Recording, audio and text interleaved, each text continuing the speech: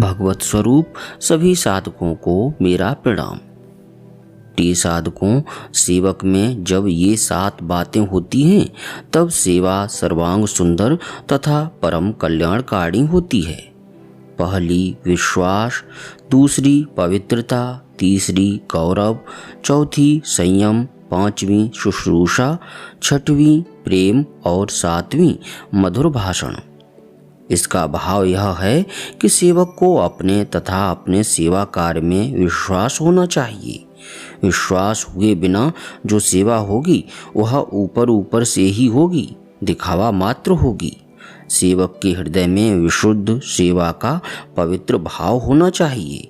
वह किसी बुरी वासना कामना को मन में रखकर सेवा करेगा, जैसे इनको सेवा से संतुष्ट करके इनके द्वारा अमुक शत्रु को मरवाना है आदि, तो सेवा अपवित्र हो जाएगी और उसका फल अधः पतन होगा।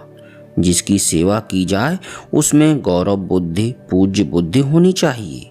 अपने से नीचा मानकर या केवल दया का पात्र मानकर अहंकार पूर्ण हृदय से जो सेवा होगी उसमें सेव्य का असम्मान, अपमान और तिरस्कार होने लगेगा, जिससे उसके मन में सेवक के प्रति सद्भाव नहीं रहेगा और ऐसी सेवा को वह अपने लिए दुख की वस्तु मानेगा।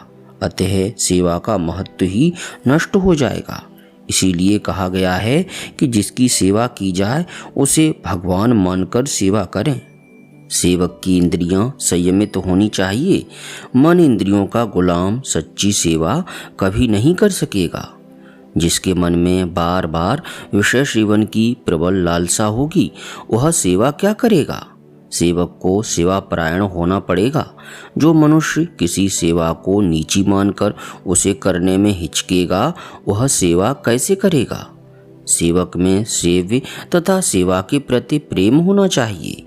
प्रेम होने पर कोई भी सेवा भारी नहीं लगेगी तथा सेवा करते समय आनंद की अनुभूति होगी, जिससे नया नया उत्साह मिलेगा। और साथ ही सेवक को मीठा बोलने वाला होना चाहिए। कटुभाषी सेवक की सेवा मर्माहत करती है और मधुरभाषी की बड़ी प्रिय लगती है। मधुर भाषण स्वयं ही एक सेवा है।